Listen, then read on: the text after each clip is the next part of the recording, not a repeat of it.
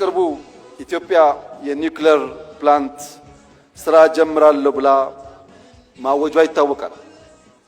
አንዳንዶች ከኢነርጂ ጋር ብቻ አገናኝተው አይተውታል። እዚህ ያላችሁ ሰዎች መገንዘብ ያለባችሁ በኒውክሌር ቴክኖሎጂ ላይ ኢትዮጵያ መስራት ስትጀምር የሕክምና ሳይንስ ያድጋል፣ ፕሪሲሽን ፋርሚንግ ያድጋል፣ የውሃ አጠቃቀም ያድጋል።